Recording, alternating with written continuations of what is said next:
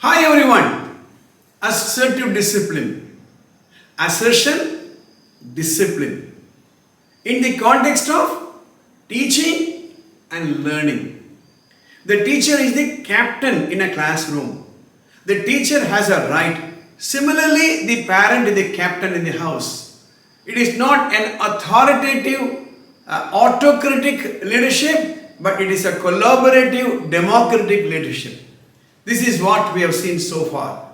We also saw the interplay between attitude, feeling, emotions, parenting, right? All these things, right? Now, we saw in the previous episode that it trains the students a tripartite agreement. Let us move further. Develops a clear classroom discipline consisting of rules which the students must follow. At all times, when they follow, they get a positive reinforcement. When they do not follow, they meet the consequence. Right? So, rules are set. Let's say that the teacher say at 9 o'clock all of you should be in. So you can write down 5 things. One is punctuality. The second one, anybody has got a doubt, you should raise your hands. When one person is speaking, other person shall not interrupt. Right. So when it is followed, positive reinforcement. When it is not followed, consequence. Right. These consequences should be escalated. That means there is a hierarchy of punishment. Even in the criminal law, the first offenders are dealt with leniently. Right.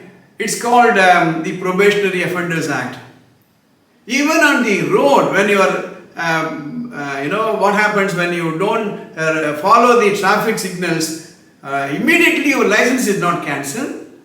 Right, so there is a hierarchy of consequences. That is the speciality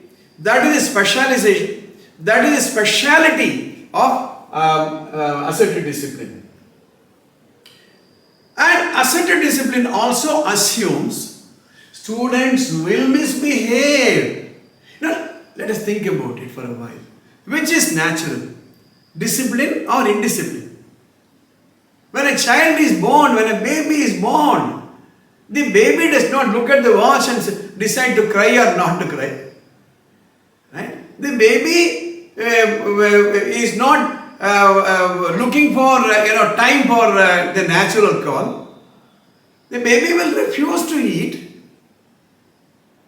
Indiscipline is natural. Discipline is learnt. Discipline is taught. Similarly, a rock is natural. A statue is made. A forest is natural. A garden is designed. Please understand what I am trying to say. So, it recognizes students will misbehave. Student must be forced to comply with rules. Quote and unquote forced. How? Through positive and negative reinforcements. Teachers have their needs, wants and feelings. Teachers have their own needs. As a teacher, I need to complete my portion. As a teacher, I have a right for your attention. And punishment will discourage students from breaking rules. See, the problem in many society is lack of punishment. Supposing on the road there is no police constable, and even if police constable is there, he does not take note of traffic offenders, what will happen?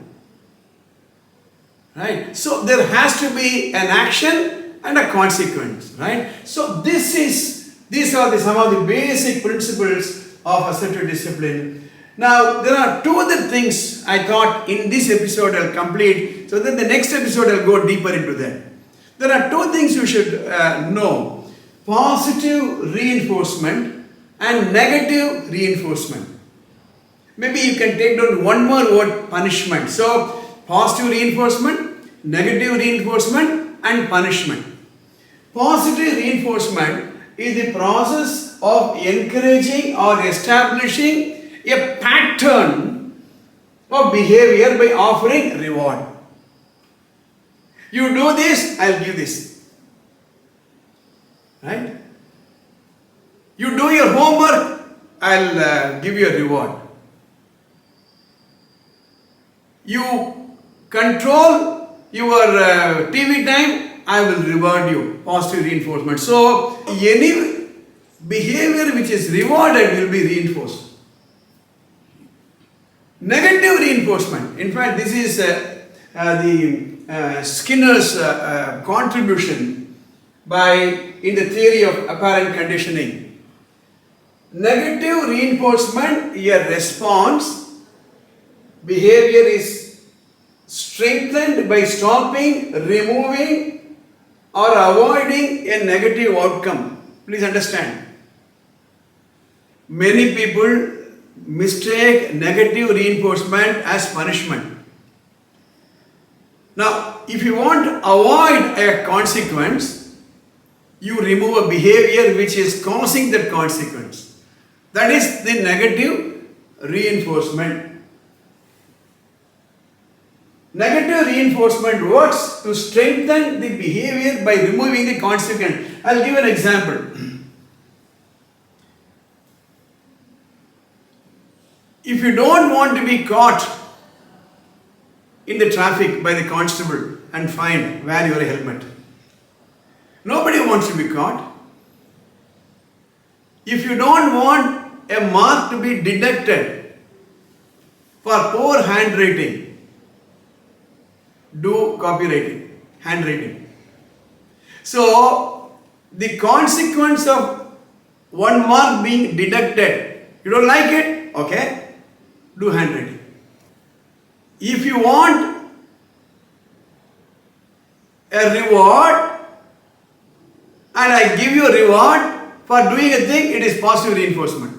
If you don't want a negative consequence, pain, punishment, what is that you should do that, that behavior is reinforced, and because of that the consequence is avoided. So this is the difference between the positive reinforcement and negative reinforcement. We'll give more examples of this in the episode. Normally in my workshop, we do a lot of exercises to understand these concepts. In fact, we ask the teachers to write down these 5 norms, 5 things to be followed in a classroom, 5 things to be avoided in a classroom. If you are not subscribed to the channel, please do subscribe, press the bell button, and please post whatever doubt or comments you may have in the comment box. We will try to answer. See you in my next episode. APS Vidya Mandir, Thiruvallur.